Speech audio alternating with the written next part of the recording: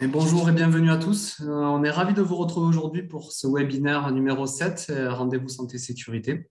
Donc, c'est notre avant-dernier webinaire d'une série qui a commencé en février et qui se conclura du coup en novembre prochain. Aujourd'hui, on va traiter la prévention du risque chimique. Donc, voilà, comme habituellement, ce webinaire est prévu pour 1 heure maximum et aujourd'hui va se découper en 4 temps. Je suis Vincent Garneau, chargé de projet santé sécurité pour la Chambre de région, Chambre de commerce Occitanie. Et aujourd'hui, je serai accompagné d'Émilie Arrouquet, qui fait partie de la CC de Tarbes, qui m'accompagne pour animer ce webinaire. Donc, du coup, les rendez-vous sécurité, comme vous le savez, ils sont organisés en fait avec un partenariat de la DRET Occitanie, l'ensemble des acteurs du PRST, ainsi que les 13 CCI territoriales. Donc, pour rappel, donc, ce webinaire étant enregistré, il sera à disposition en fait, sur la playlist des rendez-vous sécurité sur la chaîne YouTube de la CCI Occitanie. Et vous aurez également tous les supports qui seront présentés aujourd'hui, qui vous seront communiqués par mail. Comme je l'ai précisé tout à l'heure, il y a plusieurs temps. Donc, le premier temps, c'est Marie-Laetitia Fournier, qui est ingénieure de prévention à la DRETS Occitanie, qui vous présentera du coup qu'est-ce que le risque chimique et également les enjeux pour les entreprises. Au niveau d'un second temps, ensuite, donc, nous aurons Nicolas Bourquet, qui est le responsable du service prévention de la SMT 65, donc, qui lui reviendra sur tout ce qui est question de méthodologie, les acteurs également que vous pouvez mobiliser, les financements potentiellement mobilisables également, et puis il vous parlera également de l'outil CERICH. Pour le troisième temps, on a la chance d'avoir un retour d'expérience d'entreprise, donc c'est l'entreprise CAF France, donc qui est implantée dans les Hautes-Pyrénées, qui nous fera son retour d'expérience, voilà, comment elle a lancé sa démarche et où est-ce qu'elle en est aujourd'hui. Le dernier temps, il est comme habituellement consacré aux échanges. Donc, voilà, ça viendra à la fin. Donc, comme vous pouvez, pour cela, poser vos questions au fil de l'eau dans l'espace conversation. Voilà. Puis, on va vous solliciter aussi à 2 reprises donc, pour vous faire répondre des sondages. Et puis, en fin de webinaire, il y a le questionnaire de satisfaction. Donc, ce dernier, il sert pour éventuellement, si vous avez des questions plus particulières d'ordre, voilà, plus, on va dire, individuel et que vous souhaitez être recontacté par un de nos experts CCI. Et également, vous pourrez manifester en fait votre intérêt à vous inscrire à un atelier, du coup, c'est Rich que nous organisons. Donc, il y a des dates là pour 2021 et on aura également des dates pour 2022. Voilà, écoutez, il ne me reste plus qu'à vous souhaiter un bon webinaire et je passe du coup la parole à Marie-Laetitia pour la première partie.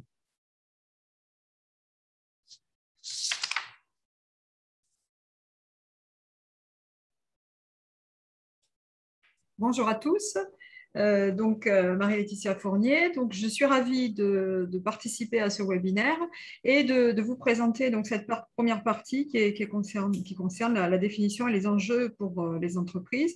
Le diaporama que je vais utiliser est un extrait d'un diaporama que nous avons écrit plus largement dans le cadre du groupe PRST Risque Chimique, que vous pourrez récupérer dans l'intégralité sur le site du PRST et qui a été élaboré avec tout un groupe de préventeurs que sont des représentants des CARSAT, des services santé au travail, de l'OPP-BTP, ainsi que des partenaires sociaux, et donc la DRETS Occitanie.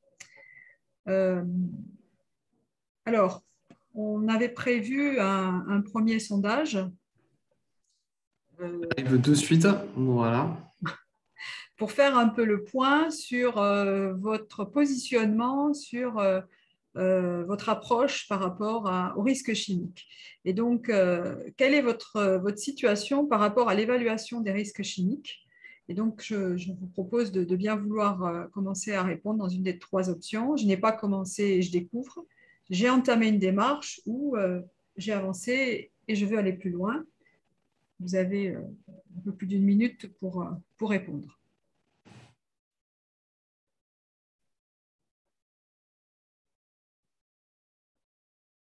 Donc, voilà, 60% d'entre vous ont déjà complété. On vous laisse encore quelques secondes pour finaliser. Donc, vous avez 3 choix Voilà.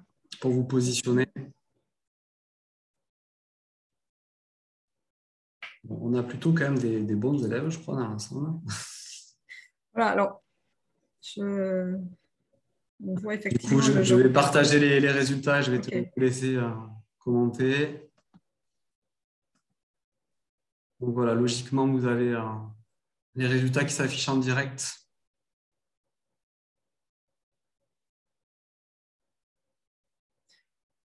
Donc vous êtes 21% du coup à un petit peu vous poser des questions. Donc ben, ce webinaire voilà, ben, va vous permettre un peu de vous plonger dans le bain.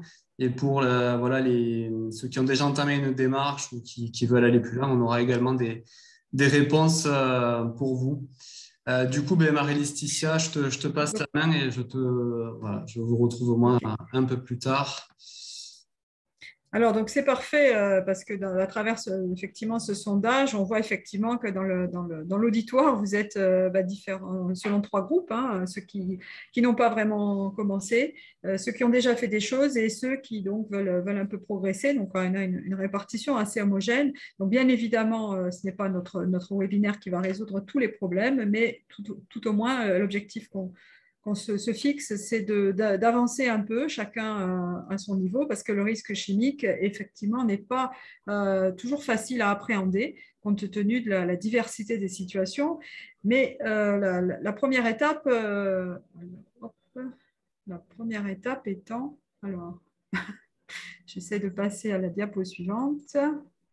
Ah, ouais, c'est bon, du coup, il faut juste repasser en diaporama, mais On passe en diaporama. le OK. contrôle a eu du mal à arriver. Voilà, logiquement, ça fonctionne. Voilà. Ok. Donc, du coup, les produits chimiques, vous voyez cette première diapo, c'est tous concernés parce que plusieurs secteurs d'activité sont concernés. Ce n'est pas juste le fabricant de produits chimiques qui sera concerné, mais bien différents secteurs d'industrie, d'agriculture, de, des petits commerces aussi. On a tout un chacun des activités de nettoyage dans nos bureaux avec des produits chimiques. Donc, les secteurs d'activité sont extrêmement variés. Euh, les produits chimiques sont composés de substances chimiques. On en dénombre plus de 100 000. Alors, toutes ne sont pas utilisées, bien évidemment, avec les mêmes tonnages. Ces substances sont elles-mêmes mélangées dans des mélanges, donc on se retrouve avec des millions de compositions possibles. Certains produits chimiques sont dangereux pour la santé ou pour l'environnement ou pour les deux. On ne traitera pas ici l'impact sur l'environnement, mais agir sur la protection de la santé va de pair avec l'action en direction de l'environnement. Et là, on vous présente quelques chiffres pour aussi refléter un peu la difficulté que l'on a à rentrer et à accepter peut-être d'être exposé, puisqu'un sondage de l'INRS avait été réalisé en 2011 auprès de 600 TPE, donc c'est quand même un échantillon assez large. Quand on leur pose la question, on leur a posé la question, utilisez-vous des produits chimiques? Non, à 64%. Et après, quand on détaille un peu, utilisez-vous des cols, des détergents, des carburants? Oui, à 90%. Donc, c'est là où, finalement, on a un petit peu une difficulté, en général, à se rendre compte que si l'utilisation est là et l'exposition peut être aussi derrière. Donc, risque difficile à appréhender, d'autant que pour un certain nombre de produits chimiques, les effets sont différés dans le temps. On l'utilise aujourd'hui, on a un impact sur la santé demain, donc on a du mal à faire le lien de causalité entre les deux. D'un point de vue sinistralité, on estime à 10% des cancers qui ont une origine professionnelle. Donc, c'est quand même quelque chose qui est considérable en termes de pathologie professionnelle, sachant que le coût moyen d'un cancer est de 340 000 euros pour l'entreprise. Donc, un tiers des maladies professionnelles reconnues chaque année en Europe sont liées à l'exposition aux produits chimiques. Donc, tout ça, c'est un tableau qui est un petit peu sinistre hein, d'un point de vue de la réalité, de la diversité des situations.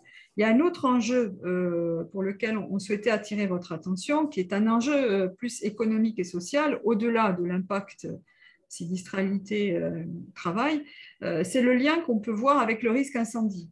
Les agents chimiques dangereux, les produits chimiques en général, peuvent être à la cause d'une survenance d'un incendie, soit parce que le produit chimique a joué un rôle de combustible ou de comburant, mais ils peuvent être étrangers à la survenue d'un incendie, mais par contre, leur présence dans un local de travail peut être un facteur aggravant. Cela va compliquer l'intervention des services de secours.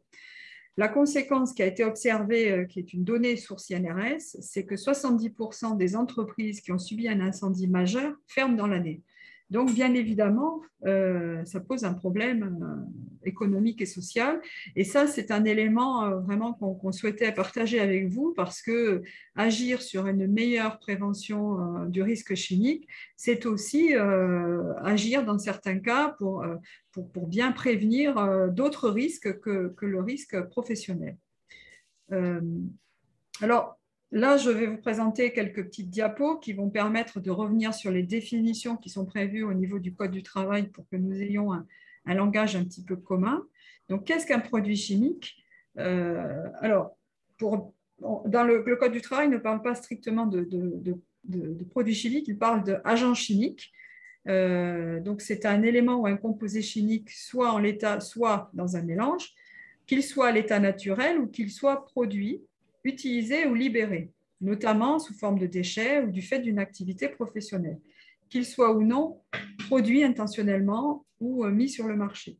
C'est-à-dire que quand on parle d'un agent chimique, on ne parle pas que d'un produit qu'on a acheté qui a une étiquette. Il y a également plein d'autres possibilités d'être concerné par le risque chimique.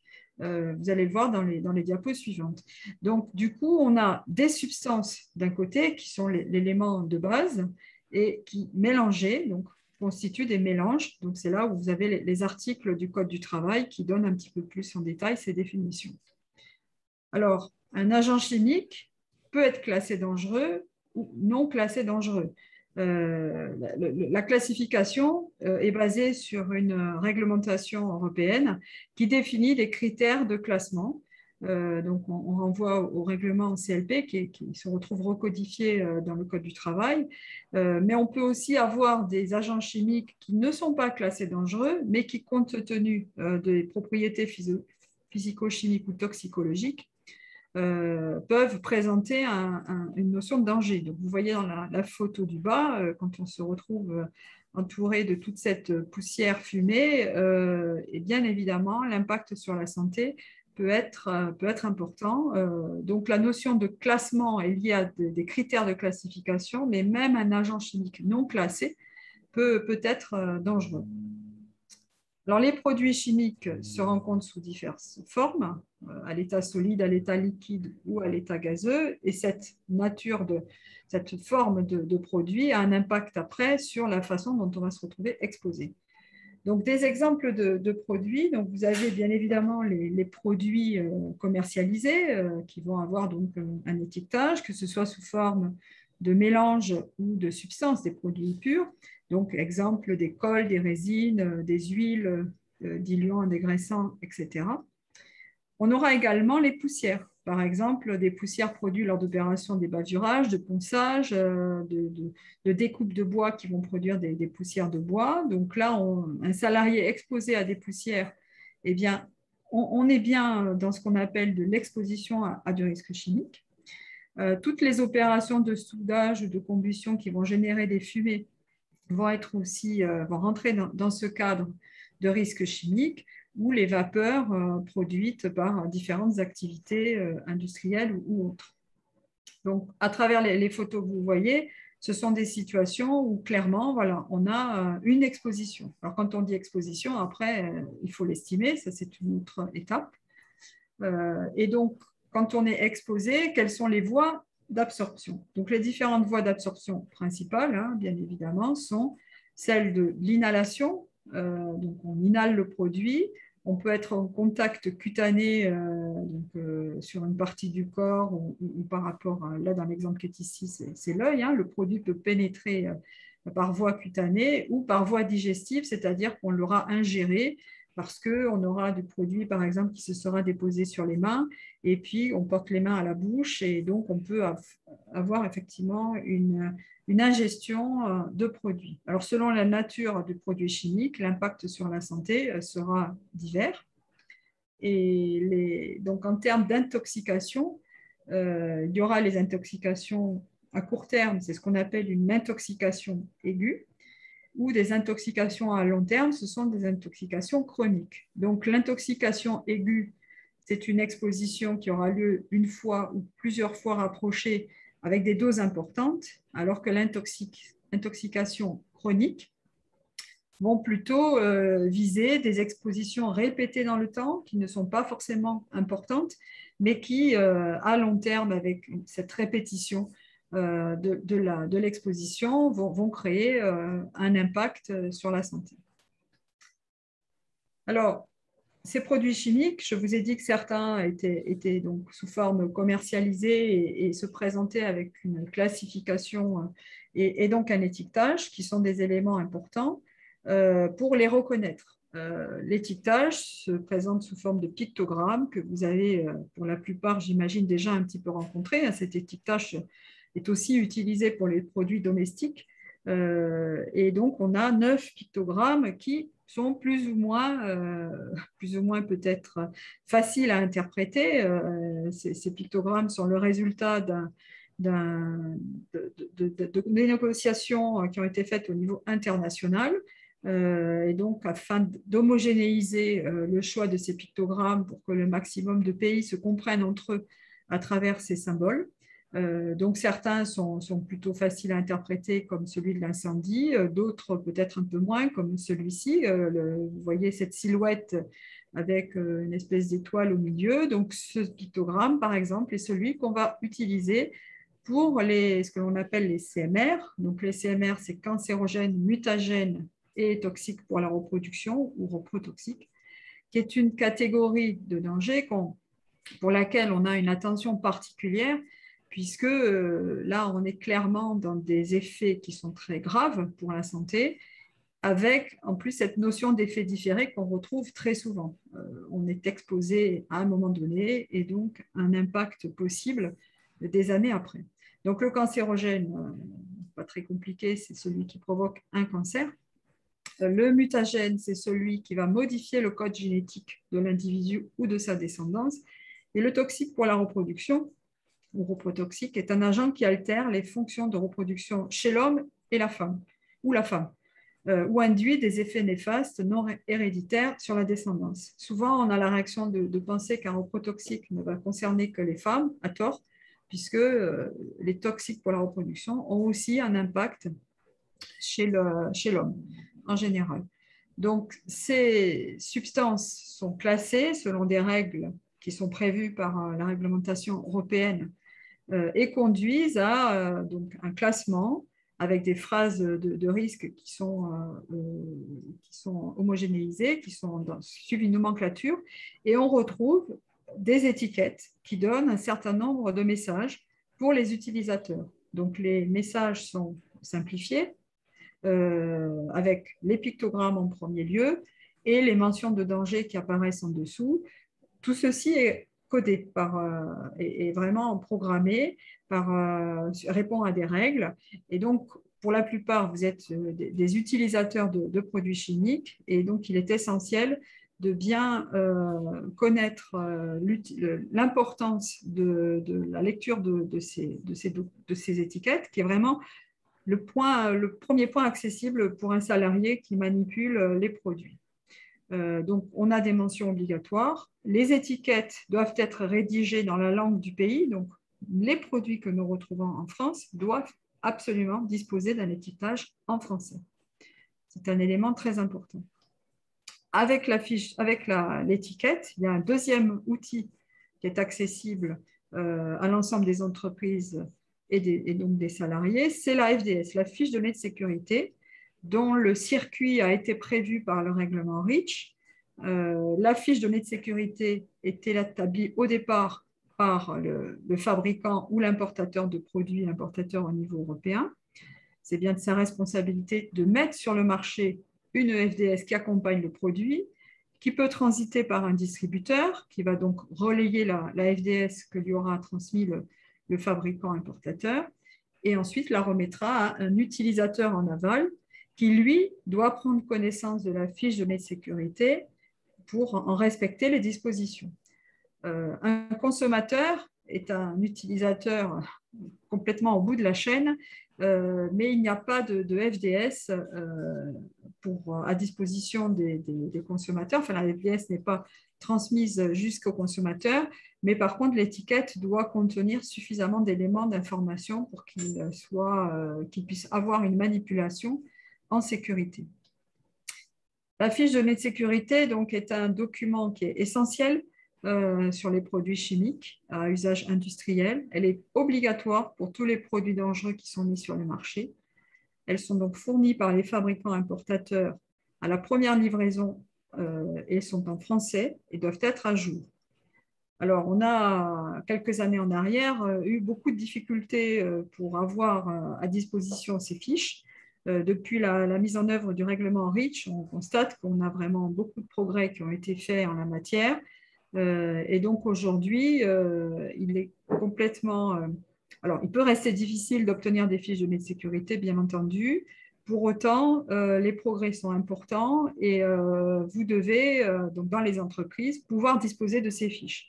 Alors, il convient toujours de refaire des vérifications pour s'assurer qu'on a bien les fiches dans leur dernière version. Et je sais que c'est pas toujours facile, mais c'est quelque chose sur lequel il faut vraiment batailler parce qu'elles existent. Voilà, elles doivent exister. Et si ce n'est pas le cas, eh bien, il y a une vraie anomalie et nos services au niveau de l'inspection du travail peuvent complètement agir pour remédier à cela. Les infractions sont de niveau assez important puisque le fait de ne pas transmettre une FDS est passible d'une amende de 20 000 € et de quelques mois d'emprisonnement. Autant vous dire que les fabricants ont fait d'énormes progrès pour la transmission de ces informations, même si on n'est pas à 100%, il va de soi, mais beaucoup de progrès ces 10 dernières années. Alors, les fiches de données de sécurité sont à transmettre par le chef d'établissement au médecin du travail et les fiches doivent être accessibles aux travailleurs dans leur intégralité. Alors, quand on connaît un peu le contenu de fiches de données de sécurité, elles peuvent être assez inaccessibles aussi dans leur contenu pour un non-chimiste, mais pour autant, c'est un droit qui est prévu par le Code du travail et il est nécessaire de pouvoir rendre l'intégralité de ces fiches accessibles aux salariés. Elle comporte 16 points réglementaires. Donc là, vous avez l'extrait d'une plaquette de l'INRS, ED 6253. Peut-être qu'à l'écran, vous n'arrivez pas à tout lire. C'est pour ça que je vous encourage fortement à récupérer ce document qui est très bien fait en termes de synthétisation d'informations. Vous avez toute une partie de la fiche qui concerne les informations générales. La partie numéro 2, là, que vous voyez sur cette diapo, vous aide à connaître les dangers liés au produit en vous indiquant quelles sont les rubriques les plus pertinentes. Il y a toute une partie sur comment utiliser correctement le produit, comment le stocker, comment le manipuler, quelles sont les valeurs limites qui sont associées, les informations sur l'élimination des produits, sur le transport et aussi sur que faire en situation d'urgence. Donc voilà, vous avez ces 6 points. Le 7e point, ce sont les scénarios d'exposition qui peuvent être des annexes de la fiche de données de sécurité pour les substances qui sont commercialisées avec les plus gros tonnages en Europe, ainsi que pour certaines substances un peu particulières. Alors, les deux documents, l'étiquette et la FDS, alimentent ensuite donc la démarche de prévention des risques, du risque chimique. Donc, il y a les 9 principes généraux de prévention que vous voyez à l'écran. Je vous propose qu'on passe à la diapo suivante qui reprend sur la base des principes généraux appliqués au risque chimique ce qu'on peut retenir comme point d'étape. Donc, évaluer les risques, on verra après comment, hein, avec les intervenants suivants. Avoir en tête qu'il faut essayer de substituer un agent chimique dangereux par un agent chimique moins dangereux, quand cela est possible. Réduire les expositions au niveau le plus bas possible. Et là, on va jouer sur des mesures techniques ou organisationnelles, c'est-à-dire est-ce que la manipulation peut se faire dans un système clos, avec un dispositif de captage ou d'aspiration. On va réduire, si vous voulez, la source d'émission et réduire aussi le nombre de travailleurs exposés. Donc, toujours avoir en tête qu'il faut essayer de prendre des mesures de protection collective plutôt que de se ruer sur des EPI dont l'utilisation et le maintien en l'état dans le temps est toujours compliqué à réaliser. La formation et l'information des travailleurs est une manière de les sensibiliser et de leur expliquer que la maîtrise du risque chimique passe par leur intervention aussi, et que la contrainte sans information sera plus mal vécue que quand on a compris pourquoi on était protégé. Ensuite, j'ai assuré le suivi des travailleurs.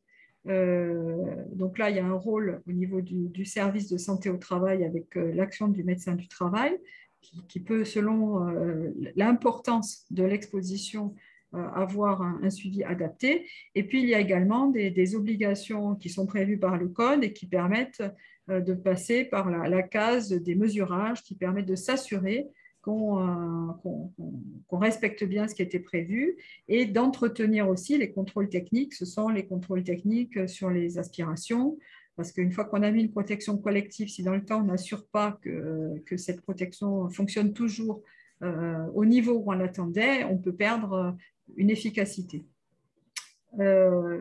Donc,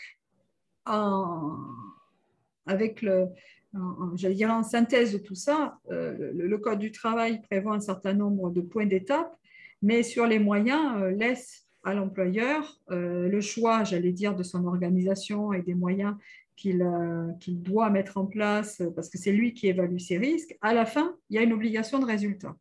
Donc, il est bien responsable de cette évaluation, du choix des moyens qu'il met, mais au final, il a quand même sur lui cette obligation de résultat. Il faut quand même l'avoir en tête. Donc, les étapes synthétiquement, d'abord reconnaître les agents chimiques, se rendre compte qu'il y en a, donc pas procéder à un inventaire des produits, des procédés, puisqu'on a donc des procédés qui peuvent émettre des fumées, on a des déchets qui sont émis. Donc voilà, il faut bien recenser tous ces agents chimiques. Ensuite, identifier les dangers, donc en s'appuyant sur l'étiquette, la FDS ou des fiches toxicologiques, voilà, donc pour se dire, bon, maintenant que j'ai recensé cet agent chimique, quel en est son danger, et évaluer les risques, c'est quelles sont finalement les conditions d'exposition pour les opérateurs vis-à-vis de la manipulation de ces produits et quel plan d'action je mets derrière pour maîtriser les risques. Donc, on a vraiment là toutes les étapes de ce qui est à mettre en place et qui est à renouveler. On l'a fait une fois. Alors, la première fois, ça peut être fastidieux de faire tout le recensement, mais après, il faut faire vivre parce que l'entreprise est une dynamique et donc cette évaluation des risques est à renouveler périodiquement. Voilà, donc j'espère avoir été un peu assez clair pour cette première partie introductive et je propose de laisser la main à mes collègues pour les parties suivantes. Je vous remercie de votre attention. Merci beaucoup, Marie-Laetitia, pour cette belle première synthèse en fait, qui aura permis de nous remettre dans le bain. Du coup, Nicolas, je te laisse te présenter. Bonjour tout le monde. Donc moi aussi, je suis ravi d'être ici pour vous parler de risque chimique. Donc moi, je suis Nicolas Borquet, je suis le responsable du service prévention à la SMT 65. Donc la SMT, c'est un des services de santé au travail de la région Occitanie. Et nous, on est sur le département 65, donc à Tarbes, mais aussi un peu dans la montagne à Lourdes, Lannemezan et tout le département. Je vais parler d'ailleurs un peu au nom des autres services de santé au travail. Il y a 22 services de santé au travail sur la région et je vais vous présenter certaines choses qui concernent l'ensemble des services de santé au travail. Alors, je crois qu'on va pouvoir commencer aussi par un petit sondage. On va vous poser une petite question. Vous allez devoir cliquer avec vos souris pour répondre à cette question qui va concerner les dispositifs existants qui sont à votre disposition pour vous aider sur le risque chimique. Donc là, je fais confiance à... C'est moi qui suis à la manœuvre, ouais. C'est ça. Mais du coup, je pense que je suis allé trop vite en besogne. Désolé pour ce contretemps. Il faut que je supprime quelque chose. Je vous demande 30 secondes. J'ai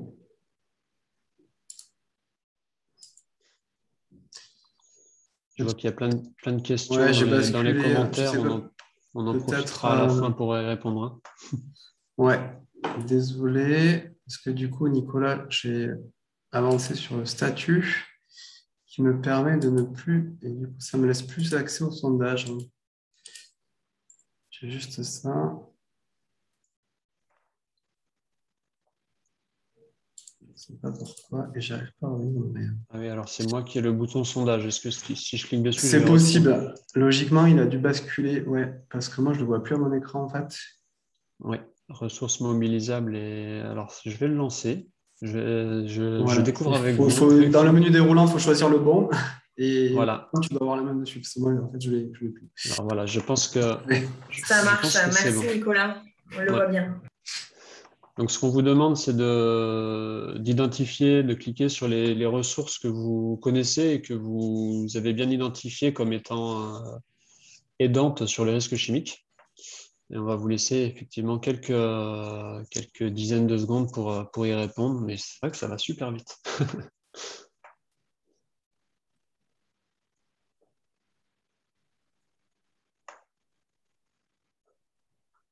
Là, vous êtes déjà 50% à avoir répondu, 60%.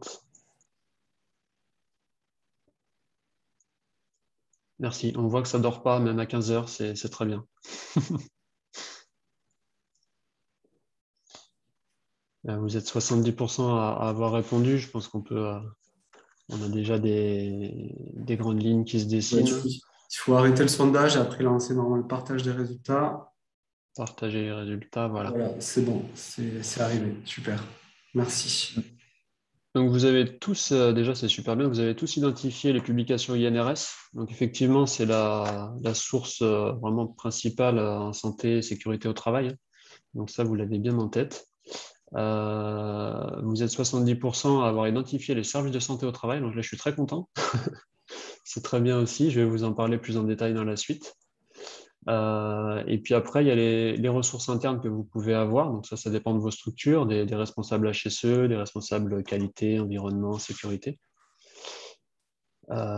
Et ensuite viennent votre branche professionnelle. Donc ça va dépendre de chaque branche. Et puis les subventions prévention TPE de la CARSAT, vous êtes aussi 23% à les avoir bien identifiées. Alors on va revenir là-dessus. Là, je dois supprimer ça, voilà. Est-ce que le contrôle fonctionne du coup? Parce que Alors, j'ai cliqué une fois, j'attends un petit peu, voir si ça marche. je l'ai défini par défaut. Donc logiquement, ça va arriver. Ça a juste fait sauter la presse. Hop, désolé de ce petit contretemps. C'est les aléas du direct. Et logiquement, On y arrive. bon, voilà. Allez, c'est parti. Voilà, donc vous l'avez compris avec la présentation précédente de Marie-Laetitia, mais les produits chimiques peuvent avoir des formes très variées, sont présents dans beaucoup de structures, même quand on n'y pense pas forcément au premier abord. Et le fait d'évaluer les expositions, ben, des fois, ce n'est pas toujours très simple. Vous pouvez être des fois un petit peu en difficulté pour aller dans l'identification ou dans l'évaluation. Et donc, moi, ce que je vais essayer de vous présenter, c'est toutes les ressources que vous pouvez avoir pour vous aider là-dessus. Voilà. Alors, là, on va parler des services de prévention et de santé au travail interentreprises, c'est ça, les SPSTI. Donc, les 22 services de santé au travail de la région vous proposent à peu près tous ces accompagnements-là. La première, ça va être l'aide au repérage des produits dangereux. C'est pas toujours évident. Il y a des produits qu'on identifie très bien, qui sont étiquetés. Il y a des produits qui sont créés dans les structures, qui sont générés par des process. Et ça, c'est des fois plus difficile pour vous de bien les repérer. Donc là, on a des équipes, des chargés de prévention, des toxicologues parfois, qui peuvent se déplacer et puis vous aider sur ce repérage. On va vous conseiller sur les moyens de prévention, de protection et de prévention, que ce soit des protections individuelles, mais surtout, Marie-Laetitia l'a précisé aussi, mais surtout les protections collectives, parce qu'on sait que c'est le plus efficace. Donc ça peut être des aspirations, ça peut être toutes sortes de choses en fonction de vos process qui vont éviter ou limiter en fait les expositions. L'aide à la substitution, ça aussi, c'est pas toujours facile. Quand vous avez des produits que vous avez bien identifiés comme étant dangereux ou CMR, cancérogènes, mutagènes et toxiques pour la reproduction, vous pouvez avoir envie de le substituer par un autre produit moins dangereux, mais vous n'avez pas forcément toujours d'autres propositions ou les bonnes informations. Donc nous, on peut vous aider sur la base des fiches de données de sécurité à choisir le produit qui sera plus adapté et en tout cas moins néfaste pour la santé. On va vous conseiller sur de l'aménagement des postes de travail, puisqu'on sait que la façon dont le travail va pouvoir se faire au poste va avoir un impact sur l'exposition. Donc ça peut être très efficace. On va vous aider sur l'évaluation. On a des méthodes, il y a des méthodes il y a plusieurs méthodes variées qui doivent être adaptées à votre cas, avec des outils qui existent, certains payants, mais aussi certains autres gratuits, qu'on peut vous aider à prendre en main et à développer dans vos structures. On a un outil qui s'appelle la fiche d'entreprise, que vous connaissez certainement, qui est rédigé par les services de santé au travail, qui est en fait une description de votre activité et des risques pour les salariés. Donc ça va être aussi une première source d'information pour vous, parce que sur le risque chimique, on peut aussi du coup détailler un petit peu plus les expositions sur chacun des postes. On peut vous aider sur de la sensibilisation pour informer les salariés des risques auxquels ils sont exposés, pour les sensibiliser au port des protections individuelles, à l'utilisation des protections collectives. Donc ça peut être très intéressant. Et puis, ce que vous connaissez peut-être le plus, mais que moi j'ai mis en dernier, c'est le suivi de santé, puisque à partir du moment où les gens sont exposés à des produits, il peut y avoir un impact sur la santé, et donc les médecins, les infirmiers en santé au travail vont pouvoir suivre ces personnes, leur état de santé, et puis vous alerter aussi si des soucis de santé sont repérés chez certaines populations. Donc pour tous ces accompagnements, le point d'entrée, ça va être votre médecin du travail, que vous connaissez tous, je pense. Donc c'est lui le point central, mais il n'est pas tout seul. Il va pouvoir solliciter des infirmiers en santé au travail, des chargés de prévention, des experts, des toxicologues aussi, parfois dans certains services. Et toute cette équipe travaille en synergie pour vous fournir ces services. Alors, quand on intervient, comment on intervient? On a vraiment, nous, un rôle de conseil auprès des entreprises. Donc, on va prendre contact avec vous, on va venir vous rencontrer, on va discuter. L'essentiel, c'est de bien comprendre ce dont vous avez besoin et puis de définir ensemble une méthodologie d'intervention. Ça ne sert à rien de faire une grosse étude si votre besoin est très ciblé et qu'on peut y répondre plus rapidement. Mais il faut bien se mettre d'accord sur la méthodologie qu'on emploie, parce que c'est ça qui va définir les résultats qu'on aura. Et puis ensuite, on se lance, on intervient, donc on va venir sur votre site. Et puis ça peut être des observations, ça peut être de l'analyse de documents, des fiches de données de sécurité par exemple. Et ça peut être aussi des échanges avec différentes personnes, différents postes dans votre entreprise. Et à l'issue de cette intervention, on va rédiger un compte-rendu. Et puis, on va venir discuter avec vous, avec les décideurs de l'entreprise et les salariés pour parler des actions qui pourraient être mises en place, parce que c'est ça qui est important. Donc, on va vous proposer, nous, ce qui nous semblerait le plus judicieux pour limiter les expositions.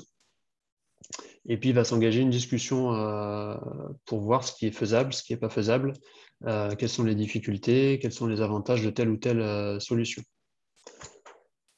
Ce qu'il faut bien avoir en tête, c'est que les services de santé au travail ne vont pas vous obliger à faire quoi que ce soit. On a un rôle de conseil essentiellement. Donc, n'hésitez pas à faire appel à eux, à nous, parce que si on vous demande de mettre des choses en place et que ça ne vous convient pas, on ne va pas vous mettre d'amende. On va plutôt essayer de discuter, de vous convaincre et puis de trouver un accord entre nous.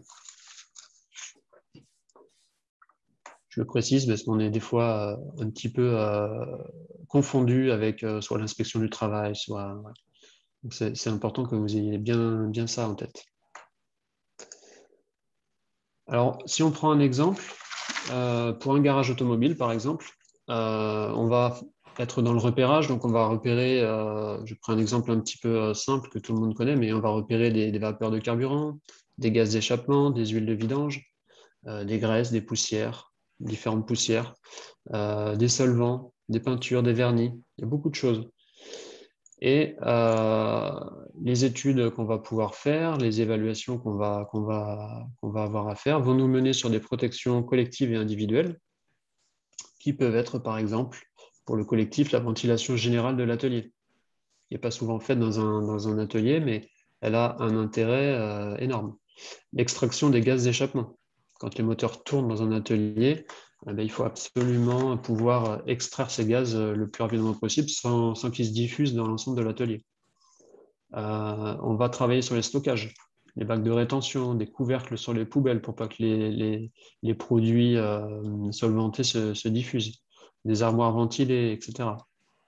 Ça va avoir un impact d'ailleurs sur la santé des salariés, mais aussi sur le risque incendie. Parce que les bacs de rétention, par exemple, ont un gros effet vont beaucoup diminuer le risque incendie. On peut être sur du nettoyage de l'atelier, parce qu'on sait que si on nettoie au balai, ce n'est pas du tout la même chose que nettoyer à l'humide. Nettoyer au balai, on va remettre en suspension beaucoup de poussières qui auront été produites. Et en termes de santé, c'est presque pire que de ne rien faire. Sur des ponceuses, alors là on est plus dans la carrosserie, mais sur les ponceuses, on peut adapter des aspirations pour aspirer les poussières le plus à la source possible. Et puis on peut vous aider aussi sur les cabines de préparation, les cabines de peinture, avec des ventilations qui sont plus adaptées et qui vont permettre de capter aussi le maximum de poussière et de solvants dès qu'on les produit. Et puis, il y a la formation du personnel qui n'est pas négligeable aussi, puisque plus le personnel est conscient du risque et formé à l'utilisation de ces équipements, plus, bien sûr, la prévention sera opérationnelle dans l'entreprise.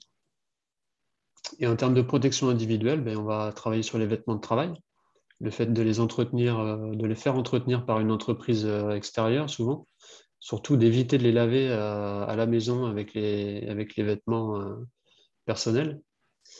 On peut travailler sur des blouses jetables pour certaines activités, des lunettes de sécurité pour la peinture, des gants adaptés. Donc ça, c'est pareil, les gants, il y a différents types de gants pour différents usages et c'est bien de savoir quel gant utiliser pour quelle activité. Idem pour les masques de protection, puisque quand on fait de la peinture ou quand on va faire de la poussière, ça va pas être forcément le même masque qui est conseillé. Donc tout ça, c'est très, très, très important. Alors maintenant, je vais vous parler de l'outil CIRICH. L'outil CIRICH, c'est un outil qui va permettre d'évaluer le risque chimique en entreprise.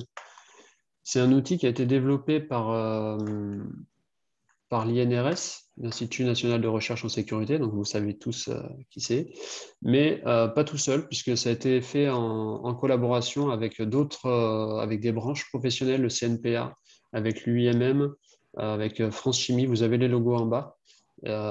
Et donc, on peut considérer que c'est un outil de référence, puisqu'il a été fait avec tous ces partenaires institutionnels, et il fait un petit peu foi sur ce risque chimique. Le gros avantage, c'est qu'il est gratuit et surtout qu'il est mis à jour très régulièrement.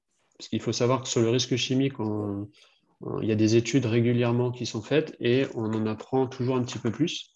Donc, c'est intéressant que le logiciel intègre tout ce qu'on sait ou aussi les valeurs limites de certains produits qui peuvent évoluer. Donc, cet outil est très, très bien fait et mis à jour très, très facilement. On peut l'utiliser si on est une grosse entreprise ou une petite, parce que les TPE, les PME, ça fonctionne très bien.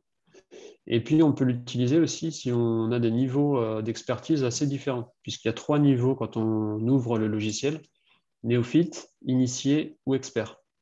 Et on n'aura pas accès forcément aux mêmes choses en fonction des niveaux qu'on choisit, mais ça permet d'éviter d'avoir à paramétrer des trucs qu'on ne comprend pas. Et on va rester sur des éléments très factuels qui permettent, si on est sur le niveau néophyte en tout cas, qui permettent de faire une évaluation simple, mais tout à fait efficace. Donc, c'est un logiciel en téléchargement sur le site de C'est Riche.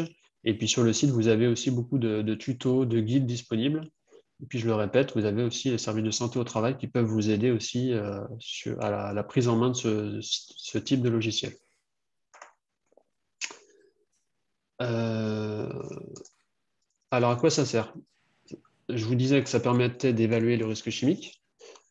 Ça permet aussi d'informer sur le risque chimique et sur les moyens de prévention, puisque une fois qu'on a rentré les données, fait son évaluation sur ce logiciel, on va pouvoir faire des impressions de documents, des notices à mettre sur les postes, des étiquettes à mettre sur les produits, des tableaux récapitulatifs par poste, par atelier.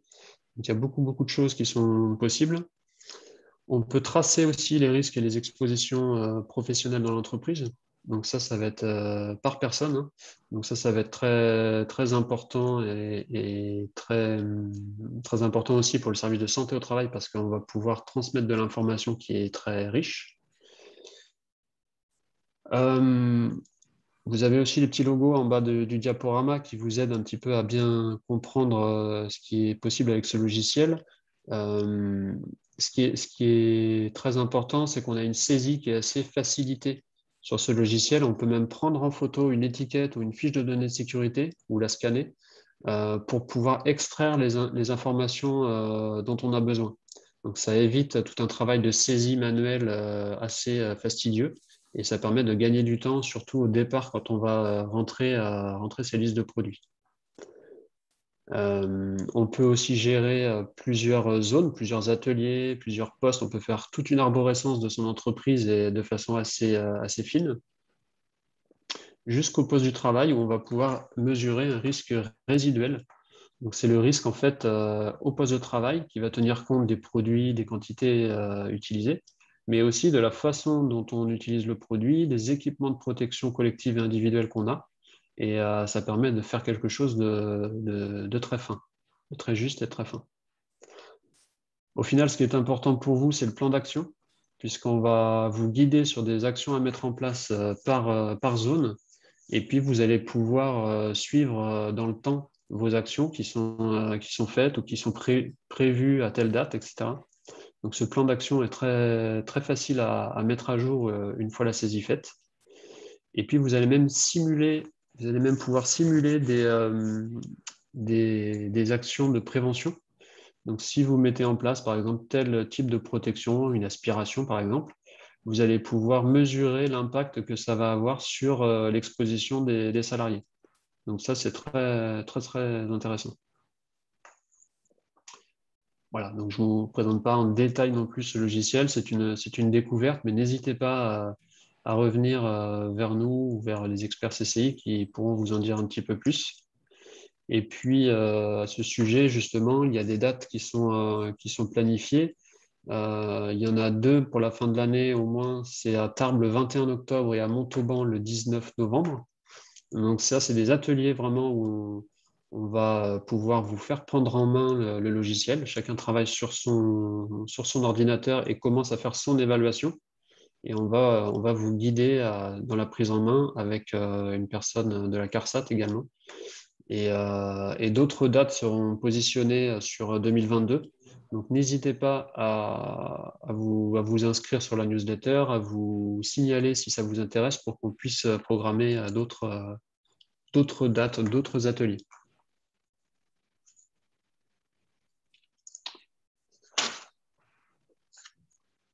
Ensuite, comme Comme aide, on a aussi les aides financières, parce que tout ça, forcément, ça peut coûter de l'argent, ça coûte de l'argent. Et ce n'est pas toujours évident pour l'entreprise d'investir dans ces actions de prévention.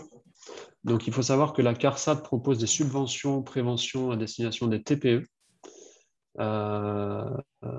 L'objectif, c'est de prévenir les risques professionnels. En termes de moyens, c'est une participation financière soit à l'achat d'équipements, soit au financement de formations en prévention. Et puis, ça peut aller jusqu'à 25 000 euros. Donc, c'est assez intéressant. Il y a des critères forcément pour pouvoir y accéder. Il faut avoir moins de 50 salariés. Il faut avoir un document unique à jour, pas de procédure d'injonction en cours. Et puis, il y a quelques autres critères en fonction des aides que vous sollicitez. Pour être un petit peu plus dans le détail, on a pour l'instant ces aides financières qui s'affichent, qui sont… Alors, il faut préciser quand même que sur l'année 2021, les enveloppes budgétaires sont épuisées. Pourquoi? À cause du Covid, en fait, parce qu'il y avait une subvention prévention à destination du Covid et elle a trop bien fonctionné. Donc, il n'y a plus de budget sur l'année 2021, mais vous pouvez déjà commencer à vous inscrire pour bénéficier d'une de ces subventions pour l'année 2022. Donc, il y a l'aide financière AéroPlus qui est destinée plutôt donc aux risques chimiques dans l'aéronautique. Il y a une aide financière qui s'appelle Airbonus qui est destinée plutôt aux émissions de moteurs diesel. Donc, ça peut concerner les garages, mais pas que. Il y a une aide financière Hôtel Plus qui, elle, va être destinée à réduire, alors normalement c'est plutôt les TMS, les mal de dos, etc., mais aussi le risque chimique dans l'hôtellerie, puisque l'hôtellerie est également concernée. Propreté Plus, ça va être pour les produits chimiques liés à l'entretien des bâtiments. Risque chimique pro équipement. Ça, c'est pour financer des achats, par exemple des installations de captage de polluants, des équipements qui permettent de réduire les risques chimiques sur des postes. Et risque chimique pro peinture en menuiserie, ben ça c'est la même chose, mais destiné plus particulièrement à la peinture en menuiserie, comme son nom l'indique. Soudage plus sûr, là on est sur le captage des fumées de soudure en particulier. Et puis Stop Amiante, là on est sur l'achat d'équipements adaptés pour réduire l'exposition aux fibres d'amiante. Voilà. Donc il y en a un petit peu pour tous les goûts. N'hésitez pas à vous renseigner sur les sites internet des CARSAT. Là voilà. Vous avez les adresses mail en bas aussi pour le Midi-Pyrénées et pour Languedoc-Roussillon. Ça, ce sont les contacts qui peuvent vous permettre d'avoir un peu plus d'informations sur chacune de ces subventions prévention. Et je voulais vous parler aussi du contrat de prévention qui, là, est plus destiné à des entreprises un petit peu plus grosses, jusqu'à 200 salariés, où là, on va faire un petit peu plus du sur-mesure puisque c'est toujours une aide financière, plafonnée à 25 000 euros toujours, mais qui va permettre de financer l'achat d'équipements, de la formation, des diagnostics ou alors l'intervention d'un ergonome. Et là, c'est quand on a vraiment un projet concret. Donc, il faut vraiment se rapprocher de son contrôleur CARSAT, lui faire part de son projet, et puis ça va se décider avec le contrôleur pour voir ce qui peut être financé par le contrat de prévention.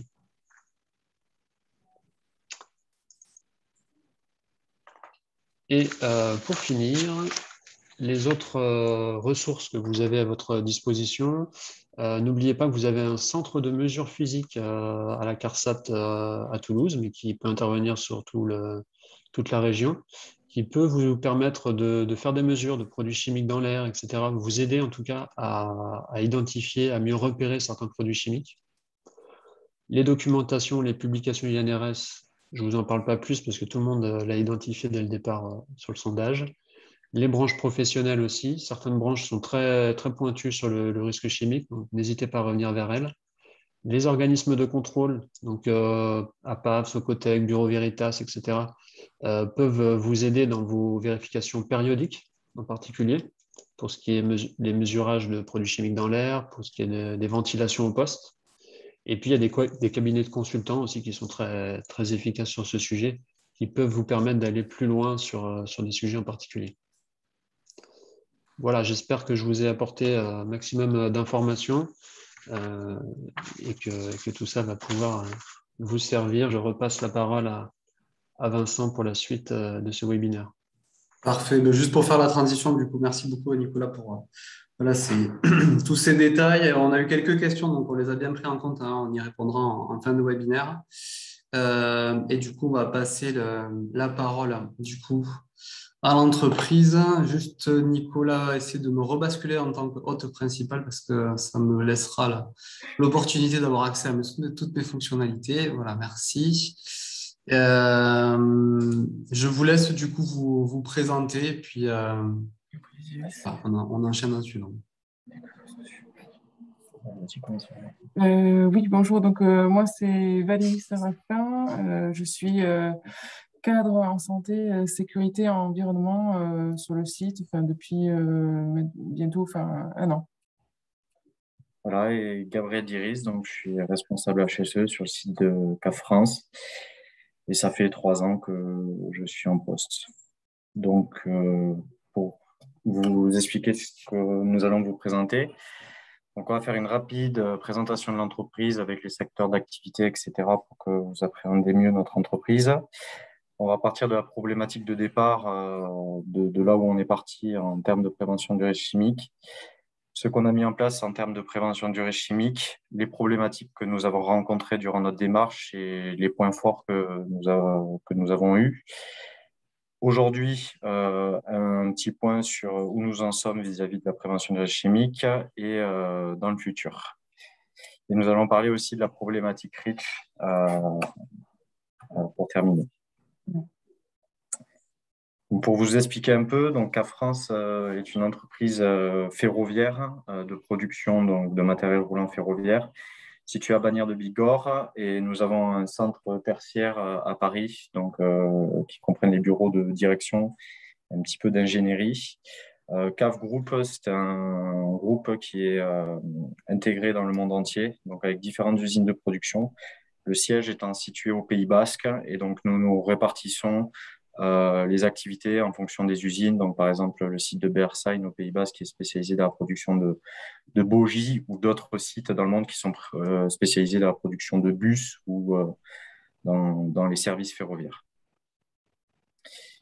Donc, sur le site de CAF France, on est capable de faire différents types de trains, donc comme des trains à grande et très grande vitesse, des trains régionaux, donc sur un projet qui va arriver d'ici 2023. On est capable aussi de faire des métros. C'est aussi un des projets qui va arriver sur notre site d'ici 2023-2025.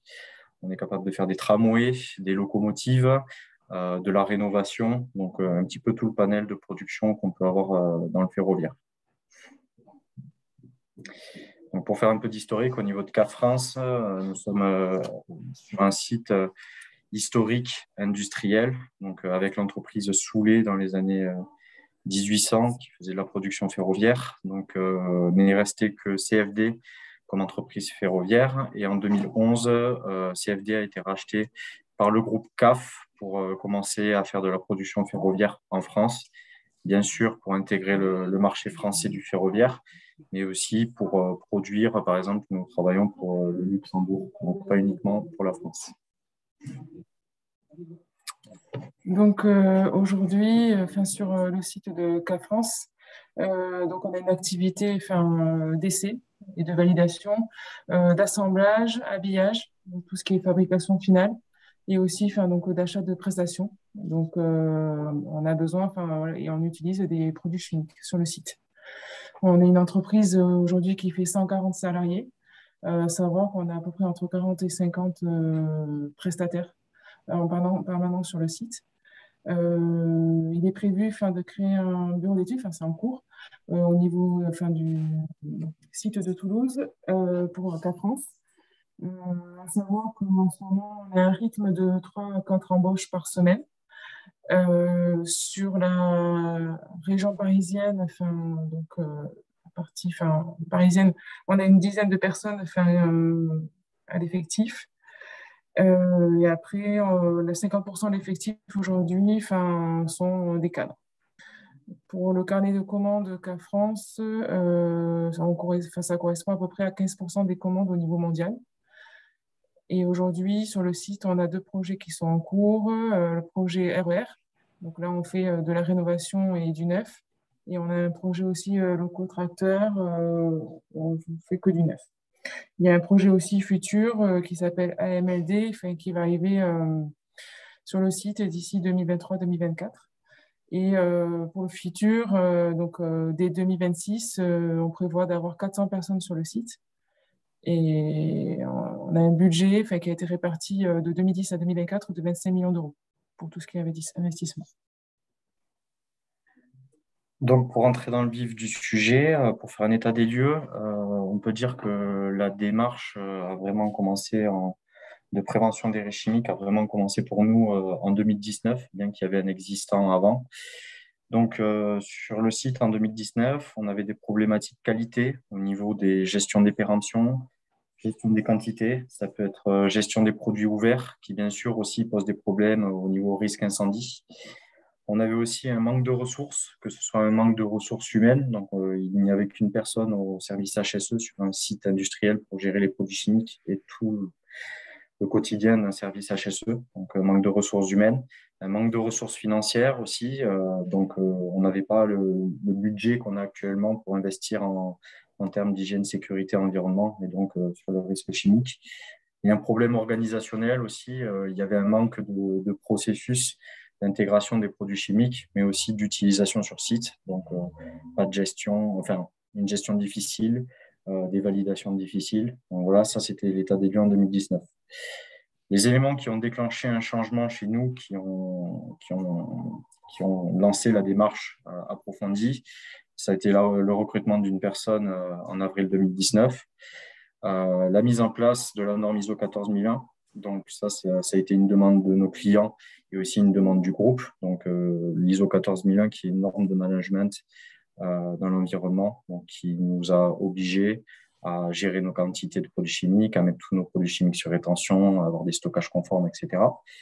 Les exigences clients, donc qui nous demandaient régulièrement un état de toutes nos fiches de données de sécurité produits, des exigences aussi au niveau de la réglementation REACH, et bien sûr nos obligations ICPE liées à notre déclaration sous contrôle pour une rubrique ICPE.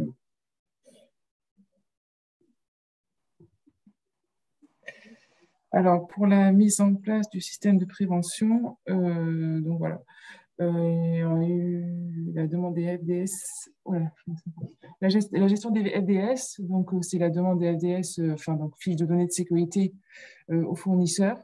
Après, le stockage des données, donc dans le logiciel CRICH. Et après, une validation systématique de l'EHS, donc environnement, santé, sécurité, avant achat, c'est-à-dire notre service. Après, il y a eu la gestion des quantités sur site. Un inventaire complet des produits sur site a été fait, et avec l'aide notamment d'un alternant. La gestion des quantités aux différents points de stockage et d'utilisation. Et pour tout ce qui est produits non identifiés, il y avait des créations d'étiquettes grâce au logiciel CRICH et l'évacuation des produits qui étaient non identifiés. Donc, tous les produits qu'on ne pouvait pas identifier ont été jetés. Après, voilà, c'est bon. Analyse de risque, c'était quoi avant? Avant utilisation produit. Avant utilisation produit, tous les produits non validés par la l'HS entrant sur le site. Donc, on a une procédure de gestion des produits chimiques qui a été créée. Et après, une validation systématique de l'HS avant tout achat. Tout ce qui est EPI non adapté aux produits utilisés, donc un essai complet des EPI adaptés aux produits utilisés. Donc, on s'aide aussi de la fiche de données de sécurité pour pouvoir adapter les EPI au mieux pour les opérateurs. Et après, l'intégration de la partie EHS aux procédures d'application. Pour tout ce qui est manque de protection collective, l'achat de matériel de ventilation, donc tout ce qui est équipement de protection collectif. Et après, l'organisation des procédés.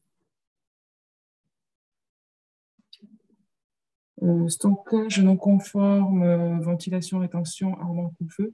Donc, il y a la mise en place d'un container ATEX, donc tous les produits chimiques qui sont solventés, enfin toutes les peintures. La mise en place aussi d'armoires coupe-feu, 90 minutes. Après le mélange des produits dans les bidons déjà utilisés, donc achat de bidons d'évacuation conformes, étiquette créée avec le logiciel Serich et sensibilisation notamment avec les points Kaizen, donc des sensibilisations sur l'utilisation des produits chimiques, le stockage des produits chimiques et tout ça. Ensuite, tout ce qui est, désolé, j'ai plus le titre. Risque explosif. C'était le risque explosif. Étude de compatibilité qui a été faite pour justement notamment dans les armoires ou aussi sur les bacs de rétention pour faire l'étude de compatibilité des produits chimiques, l'affichage et la sensibilisation aux règles de compatibilité, l'organisation des zones de stockage en fonction des compatibilités. Problème de péremption, donc une problématique qualité, donc la gestion du flux d'achat et du stock et la sensibilisation du personnel par rapport à ça.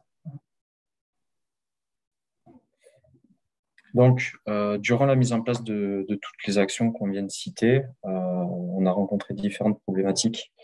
Tout d'abord, la mise en place du logiciel Serich, donc, qui a été vraiment consommateur en temps, donc, notamment au niveau de l'inventaire des produits qui étaient sur site. Donc, tous les produits n'étaient pas forcément connus, notamment dans certains secteurs d'activité, comme par exemple la maintenance ou autre. Donc, on a dû faire un inventaire global de tous les produits et aussi pour la récupération des FDS, qui était parfois difficile, sachant qu'on appartient à un groupe espagnol où certains produits sont imposés. Par exemple, les FDS étaient en espagnol, non pas en français, et souvent les dates étaient dépassées. Donc, comme le préconise l'INRS, c'est 3 ans de validité pour une fiche de sécurité. On a aussi eu des difficultés pour récupérer les données, notamment dans Serich, on nous demande des consommations au poste. Donc ça, c'est lié à notre production industrielle. C'est difficile d'évaluer les consommations lorsqu'on n'est pas en production dite de série. Et aussi des évolutions majeures au niveau du site. Donc, nous sommes en pleine réorganisation. Tous nos process changent de fabrication et on est en pleine restructuration de notre site. Donc, on détruit des bâtiments, on en recrée. Donc, c'est assez compliqué de faire une évaluation des risques chimiques quand l'infrastructure est changeante. Les points forts a été l'acceptation du changement par le personnel, donc notamment au niveau des validations EHS qu'on fait au niveau des fiches de données de sécurité, de valider les produits entrants, mais aussi au niveau des sensibilisations ateliers. Les opérateurs et l'ensemble des salariés sont assez réceptifs aux nouvelles règles qu'on leur impose, notamment en utilisation de protection collective, les mesures de prévention qu'on leur préconise. Et comme point fort aussi, les moyens financiers engagés par la direction. Donc, on a de plus en plus de budget pour développer la santé sécurité au travail, donc qui comprend la prévention des risques chimiques. Donc, on peut investir dans du matériel, des ressources humaines. Donc, voilà. Aujourd'hui et dans le futur, donc aujourd'hui, pour faire un petit état des lieux, on peut dire qu'on a un stockage de nos produits qui est conforme. Donc, au niveau des rétentions, des ventilations, on gère toutes nos quantités. On a un risque incendie qui est limité par les atmosphères ATEX, etc., la gestion des ATEX. On a une démarche de gestion des produits chimiques structurée, c'est-à-dire qu'on valide tous nos produits, on sait comment les utiliser, on sait comment les traiter en tant que déchets. Et toutes les FDS sont disponibles et aucun produit n'est inconnu. Donc, l'inventaire est terminé. On est parti sur de nouvelles bases et maintenant tous les produits qui rentrent passent systématiquement par nous, ce qui nous permet de gérer toutes les fiches de données de sécurité. Et dans le futur, comme axe d'amélioration, donc bien sûr, il faut faire perdurer l'actuel et nous allons mettre en place des distributeurs dans les ateliers, un petit peu comme des distributeurs de boissons, mais qui vont distribuer des produits chimiques, ce qui nous permettra de gérer déjà la conformité de stockage et ça nous permettra de distribuer exactement les bonnes quantités. Ça nous fera la gestion de stock et on saura à qui on a distribué. Donc, ça sera une vraie avancée aussi en termes d'environnement. Et dans le futur, un plan d'action Serich fonctionnel en série. Donc, c'est vrai que pour l'instant, le plan d'action Serich ne nous ressort pas parce qu'on n'a pas les consommations au poste. Mais dès qu'on va démarrer la série, donc la production en série de nos trains, on pourra évaluer la consommation au poste et donc obtenir le plan d'action final, c'est REACH. Par rapport à la réglementation REACH, on a aujourd'hui sur les deux projets qu'on a sur le site, donc ce que j'ai cité tout à l'heure, donc MI2N, RER et locotracteur, des exigences par rapport à REACH qui ont été demandées. Donc, enfin, on doit y répondre. Donc, ça comprend une revue des substances qui sont identifiées dans les produits chimiques et les articles. Et après, en fonction du tonnage, en fonction si on est des utilisateurs en aval ou si on est importateur par rapport aux produits chimiques, on va avoir des choses à mettre en place. Et puis, s'il y a des substances dangereuses avec un tonnage qui est très important, on se retrouve confronté soit à avoir un travail, une discussion sur la substitution de ces substances. Et donc, le but, c'est de créer un peu une blacklist, une liste noire sur ces substances et communiquer notamment avec le bureau d'études pour justement, qui connaissent en amont ces substances pour pouvoir après les substituer, utiliser d'autres substances. Voilà. Merci beaucoup pour cette présentation. Je pense qu'il y aura d'apporter des exemples concrets. Écoutez, on va passer au temps des questions. Donc, on se laisse, on va dire, 10 grosses minutes pour libérer tout le monde à 16h. 16h, c'est un peu la deadline qu'on se fixe. Donc, Émilie, je te laisse la main pour… Oui, merci. Merci à tous les intervenants et bonjour à tous. Du coup, je ne vous ai pas dit bonjour. Donc, effectivement, d'abord quelques remarques qui sont ressorties. Alors, au niveau notamment d'une définition un peu plus exacte du picto homme-étoile, donc c'est-à-dire l'espèce de silhouette humaine là, avec une étoile au niveau du poumon. Voilà, donc préciser que c'est effectivement la définition exacte, c'est dangereux pour la santé, donc effectivement mutagène, cancérogène, et risque pour la reproduction. Vous faites remonter, vous êtes nombreux à le faire lors de nos ateliers séries, la difficulté d'obtenir des FDS. D'ailleurs, CAF aussi en a parlé. Là, vous avez vu que CAF a réussi. Donc, malheureusement, on ne peut que vous rappeler ce que risque votre fournisseur de ne pas vous les fournir. Donc, Marie-Laetitia l'a rappelé, 3 mois d'emprisonnement et 20 000 euros d'amende. Donc, voilà, insister. En termes de questions, alors on a une question sur les FDS. Dans le cas où pour un seul et même produit acheté, mais acheté dans différents magasins ou différents fournisseurs, et donc de différentes marques, faut-il récupérer la FDS pour chacune de ces marques? Même s'il s'agit du même produit, on donne l'exemple par exemple du mastic et de l'acétone. Je peux répondre en partie. Ce qu'il faut savoir, c'est qu'il faut faire la différence entre une substance et un nom commercial. Souvent, quand on dit qu'on achète de l'acétone, on n'achète pas forcément de l'acétone pur. C'est un mélange, soit avec de l'eau, mais ça peut être avec autre chose. Donc, quand on achète de l'acétone chez un fabricant A ou un fabricant B, ce n'est pas forcément la même chose. Donc, moi, je conseillerais effectivement d'avoir des fiches de données de sécurité séparées.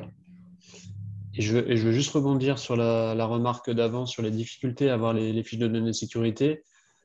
Je n'ai pas d'action sur ce site web, mais il y a un site qui s'appelle QuickFDS qui recense quand même une bonne partie des fiches de données de sécurité. C'est un portail. Les fiches de données de sécurité peuvent être soit en accès libre, soit réservées aux acheteurs. Et là, il faut des codes d'accès. Mais si vous êtes client de ces sociétés, vous pouvez y avoir accès. Oui, merci Nicolas. Effectivement, on peut peut-être mettre le lien dans la discussion vers ce site. Pour compléter un peu aussi sur cet aspect-là, le principe de la fiche de données de sécurité, comme je l'indiquais, c'est le fabricant-distributeur qui doit la remettre. La réglementation a fait que normalement l'utilisateur n'a pas besoin d'aller la chercher. Alors ça, je parle comme dans un livre quand je dis ça, mais il ne faut pas oublier quand même que l'obligation, elle pèse sur celui qui doit la fournir. Donc après, effectivement, l'entreprise, elle doit de temps en temps vérifier qu'elle a les bons documents. Mais un exemple qu'on prend souvent, c'est de dire quand vous achetez un produit, votre fournisseur sait vous envoyer la facture. Donc, quelque part, à vous d'être vigilant aussi, quand vous avez reçu un produit et que vous avez reçu une facture, de vous assurer que vous avez reçu la FDS et ne pas hésiter à lui demander la FDS. Alors, peut-être pas à chaque livraison si c'est un produit que vous commandez régulièrement, mais ne pas oublier que c'est un document voilà, qui vous est dû. Donc, sur la question qui a été, je rejoins ce qui a été dit précédemment, hein, quand il y a plusieurs, le produit peut être acheté auprès de différents fournisseurs, il faut effectivement récupérer la FDS de chaque fournisseur parce qu'il peut y avoir des compositions variables ou un fournisseur qui aura mis à jour plus régulièrement sa fiche. Et donc ça, c'est un élément important. Et je rebondis juste sur le pictogramme parce que tout à l'heure, j'ai dit que les CMR on les reconnaissait à travers ce picto, mais je n'ai pas dit que le picto ne contenait que les CMR. Il y a effectivement des sensibilisants respiratoires ou certains toxiques particuliers. Voilà, ce sont plutôt les toxiques un peu lents, on va dire, de façon vulgarisée. Mais voilà, donc après, sur la difficulté des fiches, effectivement, elle existe, hein, mais ne pas oublier que c'est surtout à votre fournisseur de l'avoir et de lui rappeler cette obligation, quitte à changer de fournisseur s'il ne répond pas à ses obligations. Parfait, merci pour ces précisions. Une autre question peut-être à Nicolas, plutôt sur la fiche entreprise. Il y a une question sur la mise à jour. Est-ce qu'elle doit avoir une périodicité? Alors, il me semble qu'il n'y a pas de périodicité réglementaire, mais je ne sais pas si tu as l'info. Non, il n'y a pas de périodicité définie réglementairement, effectivement. Nous, on essaye d'avoir une fiche d'entreprise pour chaque entreprise et c'est déjà pas facile. Mais voilà, il faut, si vous avez besoin d'une mise à jour, en tout cas, n'hésitez pas à revenir vers votre médecin du travail. Si vous avez un besoin particulier, voilà, il faut en parler. On revient la mettre à jour. Merci. Une question sur C-REACH. Comment on peut savoir quel niveau on est, néophyte, expert? Il n'y a que 3 niveaux du coup. Quand on est sur C-REACH, alors il me semble qu'on peut le voir sur le profil, si je ne me trompe pas. Alors, je n'ai pas ouvert C-REACH là, mais à la limite, on peut. C'est sûr que vous pouvez le voir sur votre profil, ou sinon, si jamais sur le site de C-REACH, il me semble qu'il y a des tutos qui vous expliquent ce qu'on peut faire à niveau 1, niveau 2, niveau 3, et du coup, vous allez vite voir si vous êtes plutôt sur le niveau 1 ou plutôt sur le niveau 2. Sachant que le niveau 3, il est quand même, je crois, haut niveau. Enfin, je ne sais pas si... en tout cas, moi, j'ai peu d'entreprises qui utilisent le niveau 3. D'ailleurs, je ne sais pas, qu'à France, Gabriel ou Valérie, vous savez quel niveau vous utilisez avec C-REACH? Pas du tout. Du tout. Je ne sais pas. On n'est pas au niveau 3, ça c'est sûr, mais vous dire auquel des deux on est, je ne sais pas. Parce qu'il me semble que pour le niveau 3, il faut avoir des compétences en toxico. Enfin voilà, c'est quand même quelque chose de plus haut niveau. Donc, dans tous les cas, a priori, vous êtes soit au niveau 1, soit au niveau 2. Mais vous devez le voir au niveau du profil, je pense. Oui, il y a une petite roue crantée en haut à droite du logiciel et quand on clique dessus, on voit. Alors, effectivement, il n'y a pas les termes néophyte, expert, etc. Mais il y a niveau 1, 2 ou 3 qui est affiché. Alors, une question sur la CARSAT pour savoir si elle intervient au niveau des directions des collectivités territoriales. Alors, moi, je ne sais pas, je n'ai pas la réponse. Je ne sais pas si quelqu'un l'a.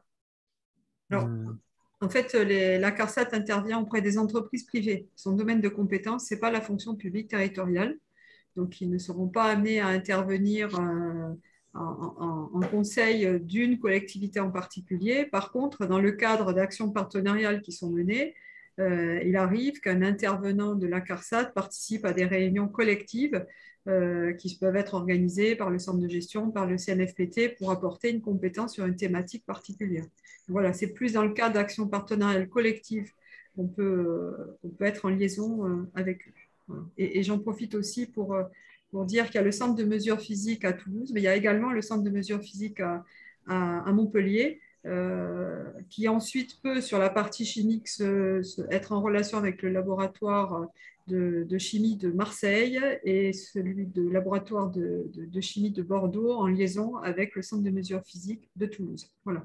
Donc les compétences peuvent être réparties sur l'ensemble du territoire, mais on a bien les mêmes appuis de part et d'autre sur la région.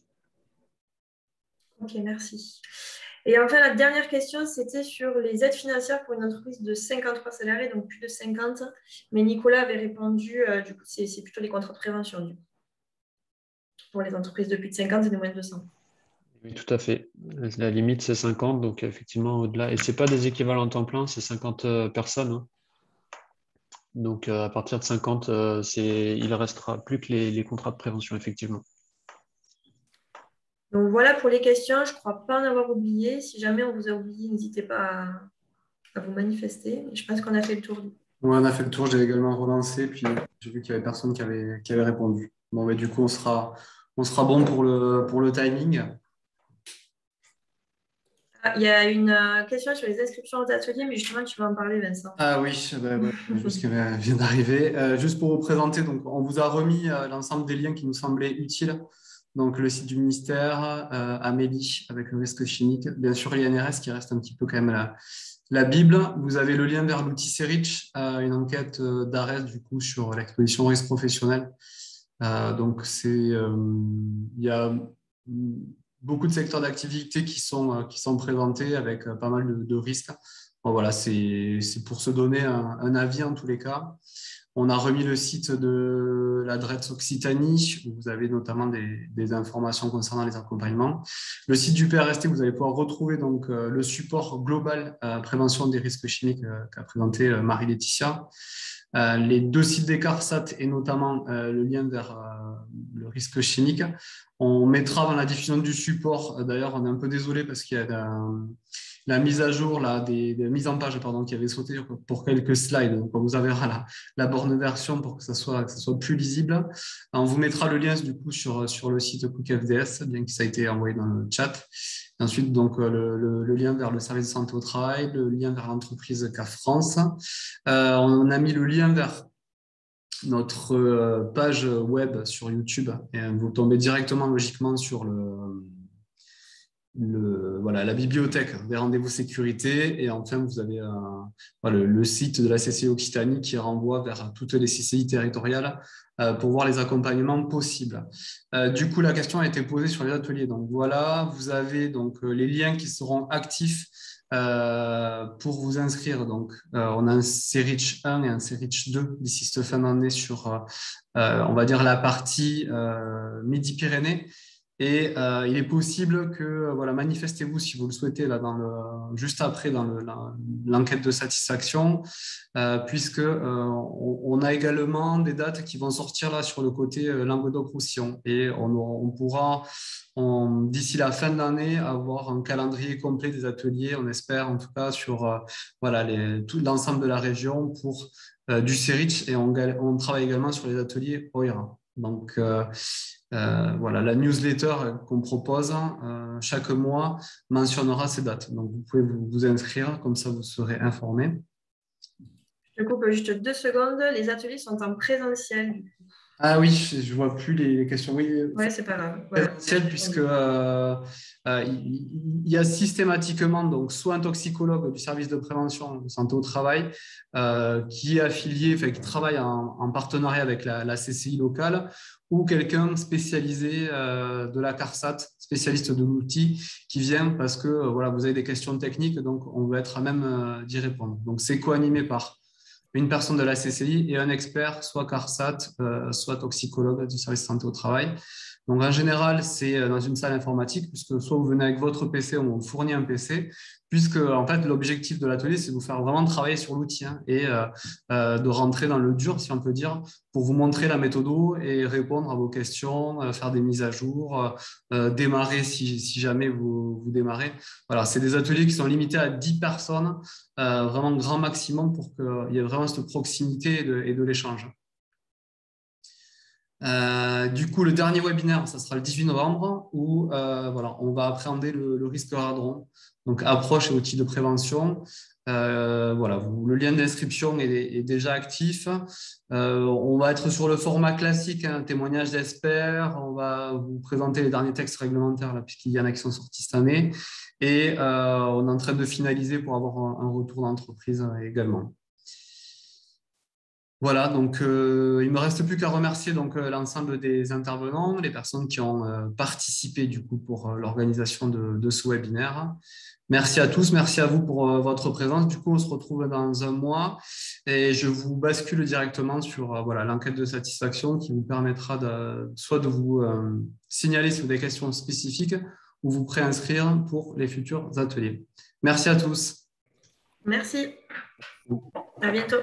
Merci tout le monde.